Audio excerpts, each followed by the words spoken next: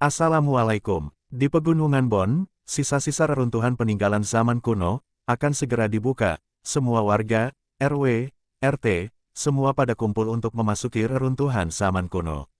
Apakah sekelompok Sioyan bisa mendapatkan buah bayi jiwa untuk Abah Yaolao? Kita langsung saja simak video ceritanya channel YouTube Panatua Zaesin. Panatua Zaesin akan membacakan spoiler alur cerita Sioyan. Battle Through the Heavens Season 6 versi novel.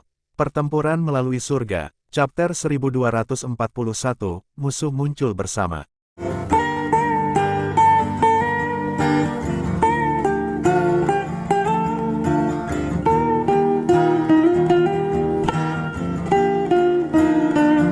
Menghancurkan, aliran air seperti suara percikan dipancarkan saat ruang menjadi sangat terdistorsi. Saat suara ini menyebar, riak dari seluruh ruang juga menjadi semakin intens. Melihat segel energi, yang menjadi semakin ilusi di bawah riak, mata tak terhitung banyaknya orang di luar lautan tulang tiba-tiba memiliki kemerahan cerah muncul di dalamnya. Bahkan napas mereka menjadi lebih kasar. Mereka perlahan-lahan menggunakan kekuatan yang lebih besar di tangan mereka, yang memegang senjata mereka. Mata Xiaoyan menyipit saat dia melihat ruang yang semakin terdistorsi. Di tengah suara percikan yang aneh, dia bisa merasakan gelombang riak energi yang sangat menakutkan. Jenis riak ini sangat ganas. Itu seperti gunung berapi yang tertekan di kerak. Ada semacam perasaan gila yang tercurah padanya. Menghancurkan, suara aneh lainnya muncul. Ruang yang terdistorsi tiba-tiba menjadi hening. Tiba-tiba orang bisa mendengar suara ledakan yang aneh.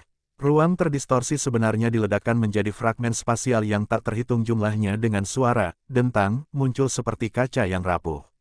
Biaya, peninggalan kuno telah dibuka. Petik 2. Saat segel spasial diledakkan, mata dari sosok manusia yang tak terhitung jumlahnya di sekitar lautan tulang segera berubah menjadi merah cerah. Tenggorokan mereka mengeluarkan raungan serakah rendah dan dalam. Tubuh mereka menjadi seperti belalang yang terbang saat mereka bergegas secara eksplosif menuju tengah lautan tulang. Mundur cepat. Dibandingkan dengan orang-orang ini, yang hanya maju ke depan, ekspresi Xiaoyan berubah saat ruang itu pecah. Dia meraih Ziyan di sampingnya dan jari kakinya menempel di dahan pohon. Setelah itu, tubuhnya tiba-tiba ditarik ke belakang.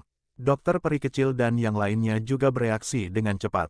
Mereka segera mundur tanpa ragu-ragu. Sementara kelompok Xiaoyan mundur, ada juga cukup banyak sosok manusia dari pohon-pohon besar di sekitarnya yang tiba-tiba mundur. Jelas, mereka juga menemukan sesuatu. Selama kelompok Xiaoyan bergegas kembali, fragmen segel spasial yang telah terbentuk dari ledakan tiba-tiba berhenti. Segera, orang bisa mendengar ledakan yang keras. Kekuatan spasial yang liar dan kejam yang akan menyebabkan bahkan seorang elit Douzun merasakan jantung mereka berdebar-debar, tersapu ke segala arah seperti badai. Mereka yang tercepat untuk menyerang adalah yang pertama diserang olehnya. Dalam sekejap mata, mereka ditelan badai. Segera, tangisan sengsara yang tajam bergema di lautan tulang ini dengan cara seperti riak. Riak spasial yang liar dan kejam memusnahkan orang-orang yang menyerang di depan seperti sedang memotong gandum. Beberapa ahli di belakang juga akhirnya menemukan bahwa ada sesuatu yang tidak beres. Oleh karena itu, lautan orang yang awalnya maju ke depan segera berbalik dan melarikan diri dengan cara yang menyedihkan. Lautan tulang tampak sangat kacau pada saat itu. Bang! Karena ada jarak, badai spasial tidak lagi dapat menyebabkan kerusakan pada kelompok Xiaoyan pada saat itu menyebar. Pada saat ini, pasangan itu akhirnya menghela nafas lega. Mata mereka menyapu tempat itu dan melihat sosok yang tak terhitung jumlahnya berguling-guling di tanah dan berteriak dengan sedih. Darah segar berwarna merah cerah mewarnai sebagian besar lautan tulang putih yang pekat. Sungguh segel spasial yang menakutkan. Itu sebenarnya masih memiliki kekuatan ofensif yang menakutkan bahkan setelah bertahun-tahun. Ini memang layak menjadi sisa-sisa yang ditinggalkan oleh elit Douzeng. Ekspresi terkejut muncul di wajah kelompok dokter peri kecil ketika mereka melihat kekuatan destruktif yang diciptakan riak spasial ini. Ayo pergi, orang-orang ini terlalu cemas. Mereka layak untuk tidak beruntung. Petik 2. Xiaoyan tersenyum. Dia melambaikan tangannya dan tubuhnya berubah menjadi seberkas cahaya yang melesat ke lautan tulang.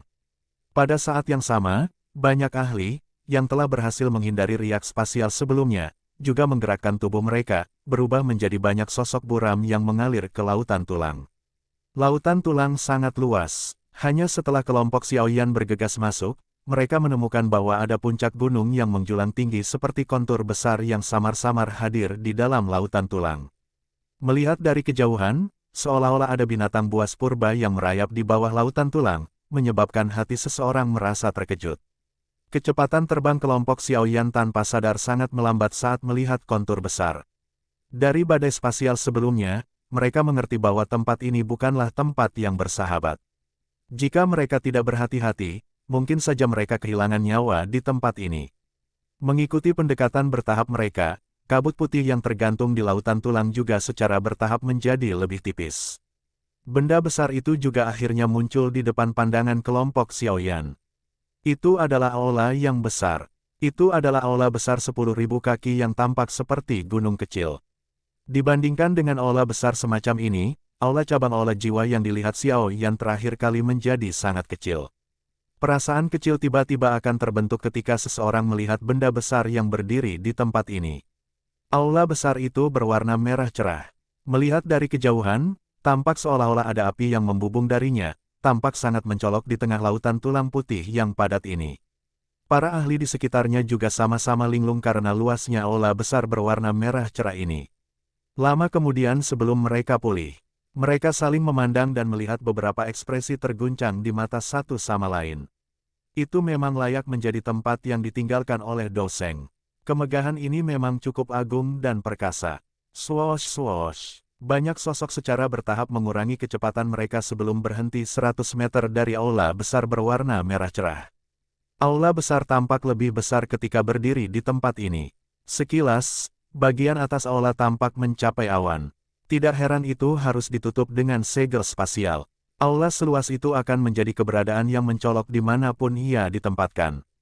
Xiaoyan tanpa sadar menggelengkan kepalanya saat melihat aula besar berwarna merah cerah ini. Dia memimpin semua orang untuk perlahan-lahan mendarat sejauh 100 meter.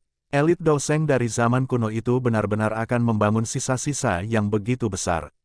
Sepertinya dia memiliki fondasi yang cukup kaya. Sepertinya perjalanan ini tidak akan sia-sia. Pada saat ini, banyak ahli di luar aula besar merah terang terus berdatangan. Namun, tidak ada yang memilih untuk memimpin dalam melangkah ke radius 100 meter. Mereka yang bisa sampai di tempat ini adalah semua orang dari golongan besar atau yang memiliki kemampuan hebat. Secara alami, tidak ada yang cukup bodoh untuk menjadi yang memimpin kawanan saat ini. Karena orang-orang ini tidak cemas, Xiaoyan secara alami tidak cemas. Kemungkinan hanya orang bodoh yang percaya bahwa harta karun yang begitu kaya tidak memiliki tindakan pertahanan apapun. Sementara Xiaoyan menyilangkan lengannya di dada dan menunggu dengan tenang, dia tiba-tiba merasakan sepasang mata sedingin es ditembakkan. Alisnya segera terangkat, dia mengalihkan pandangannya dan segera memfokuskannya pada asal mata sedingin es itu. Pemilik mata sedingin es itu adalah seorang wanita dengan pakaian warna-warni. Sikap mulianya membuatnya sedemikian rupa sehingga tidak ada orang biasa yang berani menatapnya secara langsung. Rambut bentuk phoenix-nya juga menambahkan beberapa kebangsawanan pada sikapnya. Feng Qing'er, jari-jari Xiaoyan tidak bisa menahan diri untuk tidak bergesekan saat melihat wajah yang dikenalnya ini. Tidak disangka dia bisa melihatnya di tempat ini. Cukup banyak orang berkerumun di samping Feng Qing'er. Orang-orang dari Wind Lightning Pavilion ada di antara mereka. Pada saat ini, kelompok orang ini telah dengan jelas menemukan kelompok Xiaoyan. Ekspresi yang sangat dingin melintas di mata mereka. Mata Xiaoyan menyapu sekelompok orang ini. Setelah itu, mereka berhenti di samping Feng Qing'er. Ada seorang pria berambut putih jangkung mengenakan pakaian cerah di tempat itu. Pria itu berusia sekitar 30 tahun atau lebih. Namun, usia seperti ini tidak diragukan lagi masih muda untuk suku Heaven Demon Phoenix. Pria berambut putih ini sangat tampan. Wajahnya yang tersenyum membuatnya tampak seperti orang yang diberkati. Sekilas, bisa dikatakan bahwa dia bukan orang biasa. Qing'er, apakah itu orang yang kamu katakan memiliki esensi darah iblis Phoenix? Pada saat ini, pria berambut putih itu juga melirik Xiaoyan dan tertawa dengan suara samar. Iya, namun, tidak terduga bahwa setelah tidak bertemu dengannya selama beberapa tahun, dia benar-benar telah mencapai kelas Douzun. Feng Qing'er mengertakkan gigi peraknya dan berbicara dengan enggan. Keke, Douzun Hu, setelah ini, Anda juga akan dapat menerima warisan dari suku. Pada saat itu, bukan tidak mungkin untuk melakukan terobosan ke kelas Douzun. Pria berambut putih itu tersenyum tipis dan berbisik, adapun Xiaoyan itu, serahkan saja padaku. Terlepas dari apakah dia memiliki darah esensi Phoenix Iblis, kami akan tahu jika kami membawanya kembali untuk pemeriksaan. Bahkan jika dia sudah menelan darah esensi, kita juga akan memiliki cara untuk memperbaikinya dari dalam darahnya. Feng Qing'er mengangguk sedikit. Meskipun Xiaoyan telah maju ke kelas Douzun, dia memiliki kepercayaan diri yang cukup besar terhadap orang di sampingnya. Yang terakhir telah menerima warisan lebih awal darinya dan sangat akrab dalam menggunakan kekuatan yang diwarisi. Dia bisa berada di peringkat 10 besar bahkan di antara semua generasi muda dalam suku Heaven Demon Phoenix. Seharusnya tidak terlalu sulit untuk berurusan dengan Xiaoyan. Ada jalan menuju surga yang kau tolak. Sebaliknya, Anda memilih untuk menerobos masuk ke neraka, yang tidak memiliki jalan masuk. Jika Anda tetap berada di Central Plains, saya mungkin tidak dapat melakukan apapun kepada Anda. Namun, Anda telah menyerahkan diri Anda di sini. Dalam hal ini, jangan salahkan kehilangan ini karena menerimanya. Kilatan dingin melintas di mata cantik Feng Qing'er saat dia tertawa dingin di dalam hatinya. Di hadapan tatapan sedingin es yang dilontarkan Feng Qing'er, Xiaoyan hanya meliriknya sebelum menarik matanya. Dia bisa merasakan niat membunuh pria berambut putih itu ke arahnya. Xiaoyan hanya sedikit terkejut saat yang terakhir mencapai kekuatan Douzun pada usia seperti itu. Heaven Demon Phoenix bukanlah magical beast biasa. Menjadi memiliki garis keturunan surga kuno Phoenix, mereka juga memiliki banyak cara untuk meningkatkan kekuatan anggota suku mereka. Secara keseluruhan, bagaimanapun, kekuatan semacam ini yang diperoleh dengan mengandalkan warisan mereka, pada akhirnya memiliki beberapa celah jika dibandingkan dengan kekuatannya, yang diperoleh dari pelatihan. Perbedaan semacam ini tidak terlihat jelas ketika seseorang melihat ke permukaan. Namun, beberapa petunjuk akan terungkap ketika seseorang bertengkar dengan orang lain. Dengan kekuatan Xiaoyan saat ini, dia pada dasarnya memiliki kepercayaan diri untuk menang ketika bertemu dengan siapapun dari generasi muda selama itu bukan eksistensi abnormal yang khusus. Saat itu, kasusnya dengan Yi Chen. Saat ini, hal yang sama terjadi pada pemuda berambut putih ini. Xiaoyan mengalihkan pandangannya dari Feng Qing'er. Dia melihat sekelilingnya dan ekspresi wajahnya menjadi sedikit menarik. Ini karena dia sebenarnya telah menemukan cukup banyak wajah yang familiar dari berbagai golongan besar yang datang dari segala arah.